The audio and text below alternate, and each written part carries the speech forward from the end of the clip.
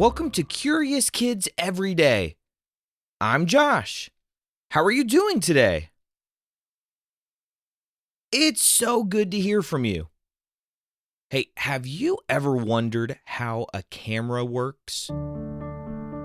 How is it that you can just press a button and an image is created that perfectly shows a moment in time? Maybe you've been out playing with your siblings or your friends, and your mom walks up and she says, "Say cheese." She takes a picture, and you can instantly look at it. You can see what you looked like in that moment. It's almost like a time machine. A camera seems like it must be magic. Cameras have always seemed that way to me, but especially now that we have what are called digital cameras, they seem even more magical. See, when I was a kid, most cameras were what are called film cameras. You took a picture and you didn't get to see the picture until way later. It wasn't on a screen. The first time you saw it, it was an actual physical piece of paper in your hand. And you might not see it for weeks or months. But now we have cameras that allow you to see pictures instantly on a screen.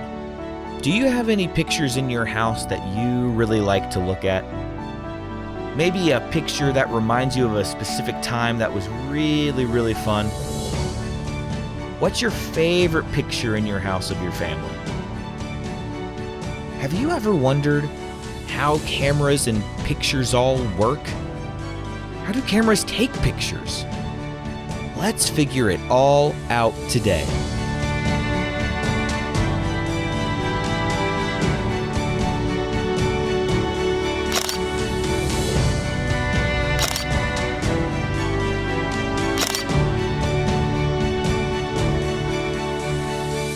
When you press the button on a camera, all you're doing is capturing light. That's how cameras work. Light bounces off objects all around you. That light enters the camera through a small opening called the lens.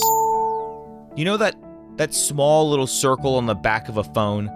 Some phones have more than one of those circles. Those circles are called lenses. That's where the light enters.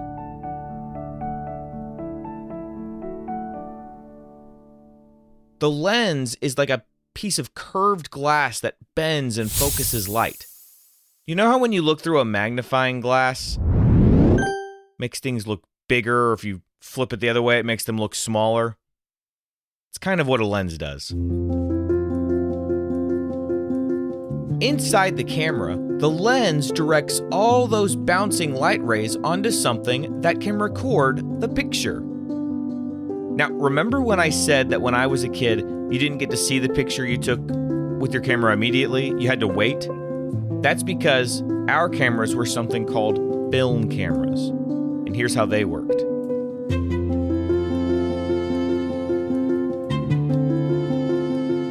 In old film cameras, the lens directed all the bouncing light rays onto a special strip of film coated with chemicals that reacted when light hit them. So it was very important that up until the exact right moment, no light hit that film. So they were inside of these special canisters that no light could get into until that one perfect moment when you press the button to take a picture. And each time you pressed the button, the film captured one image. Later, you'd take the film to a photo lab where they'd use chemicals to develop the film into real photos printed on paper. That's why you couldn't see the pictures right away. It was a long process, but the pictures always looked amazing.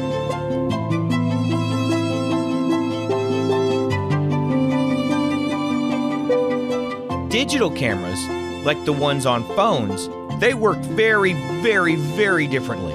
They still use a lens to capture light, but instead of film, they have a sensor. Kind of like a tiny electronic eye made up of millions of little squares called pixels. I bet you've heard that word pixel before.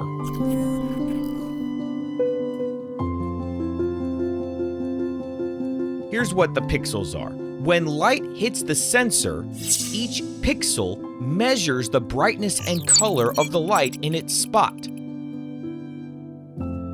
All those tiny measurements combine into one complete image.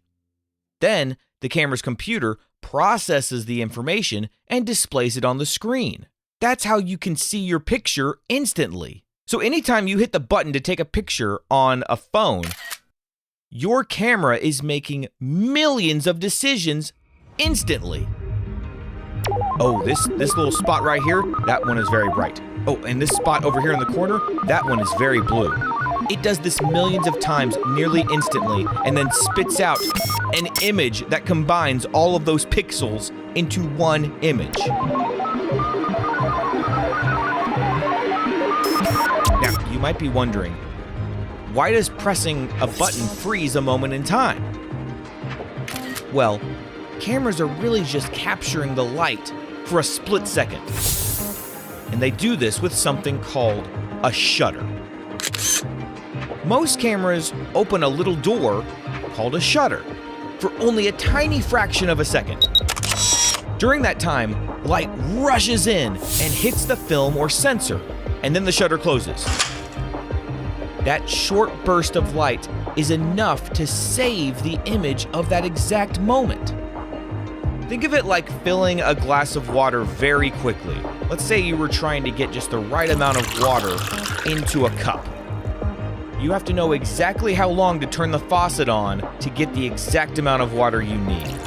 You need it to be enough water that you can drink and not be thirsty anymore, but you don't want it to be too much water that it overflows out of the cup. In the same way, a camera shutter knows exactly how long it needs to open to capture the perfect amount of light. If it stayed open too long, the picture would be too bright. And if it didn't open long enough, it would be too dark. So even though film and digital cameras work completely differently, all cameras are really just boxes that capture light. They turn the world around us into an image that we can hold in our hand or see instantly on a screen. Pretty amazing, huh?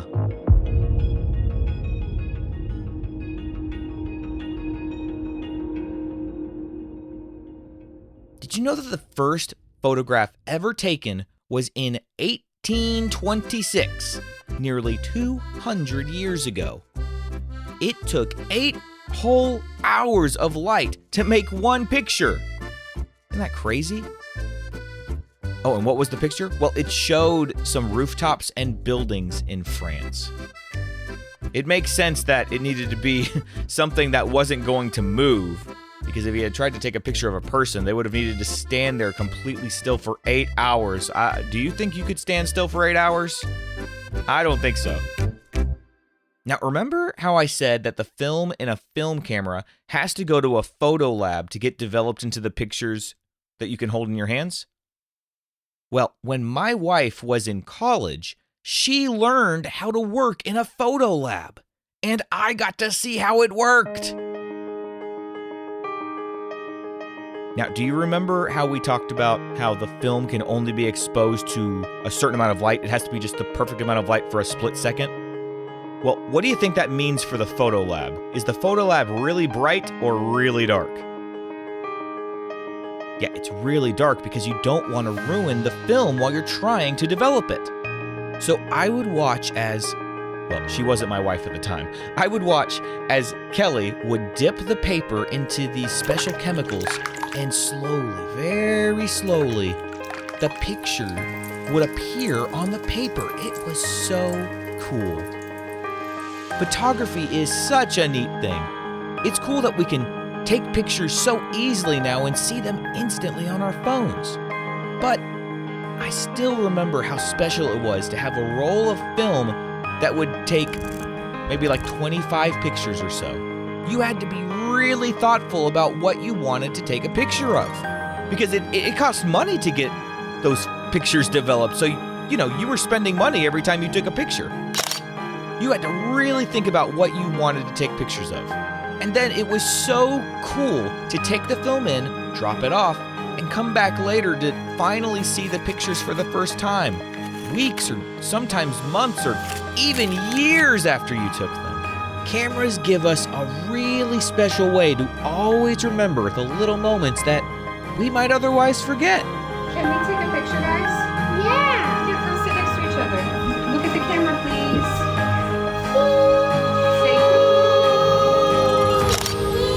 Good. That was awesome. All right, let's have a quick quiz. What do cameras capture when they take a picture? They are capturing light. What is the little door inside a camera called that opens and closes quickly? That is called the shutter. And in digital cameras, what replaces film? It's a sensor made of pixels. Okay, let's play true or false. True or false? Film cameras let you instantly see your photos on a screen. That is false. You had to go get those pictures developed. True or false? A camera lens helps focus light, kind of like a magnifying glass. That is true. True or false? The first photograph ever took 1 hour. That is false. It took 8 hours. True or false? Pixels are tiny squares that make up a digital image. That is true. I've got 2 would you rather questions for you today. Are you ready? Would you rather have a camera that could only take 1 photo a day, but the photo was always perfect? Or a camera that could take unlimited photos, but they were always a little blurry?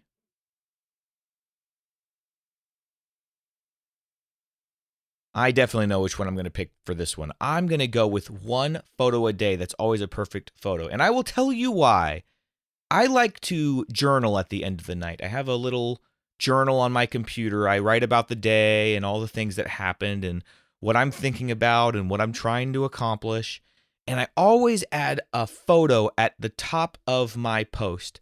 And I try to pick a picture that I think represents that day. So if I have a really good picture of the kids or we went and did something fun, I always try to add that photo so that when I look back, I can say, oh yeah, I remember that day. And I've realized in all the years that I've been doing that a lot of times you just need 1 picture. 1 picture a day helps sum up what was going on. You know, sometimes I look back on my phone and I say I have like 20 photos from a day, and most of them I forget, but normally I look at 1 picture and I say, oh, I remember this. And normally it's about 1 picture a day. So I think that 1 picture is just fine, especially if it's a perfect picture. Okay, and here's another would you rather. Would you rather be able to step into any photo and explore it, or bring anything from a photo into real life?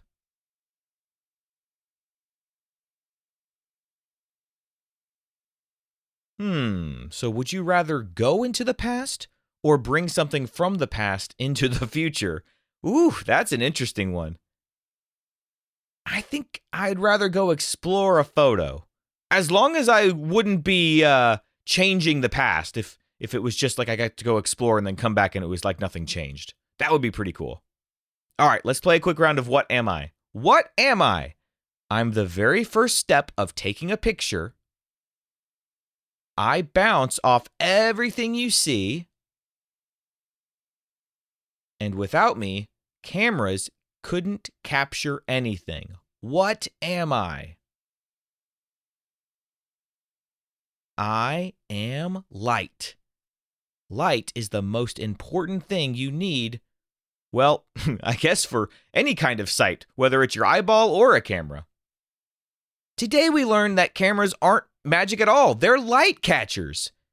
They use lenses to bend light, shutters to let light in for just the right amount of time, and either film or sensors to record what that light looks like. Whether it takes 8 hours like the first camera or just a fraction of a second like the one in a phone, cameras give us a really cool way to save a moment forever. What kind of question do you think we'll ask tomorrow on Curious Kids Every Day? I can't wait to find out. So until then, keep asking questions and stay curious, kids. And for all the grown-ups listening, the Curious Kids Club launches November 1st, so go to supportcuriouskids.com for more information. And please visit CuriousKidsEveryday.com to get a free printable with activity ideas that don't involve screens. Those are the best kinds of adventures to have. That's CuriousKidsEveryday.com. See you tomorrow. Oh, and say cheese!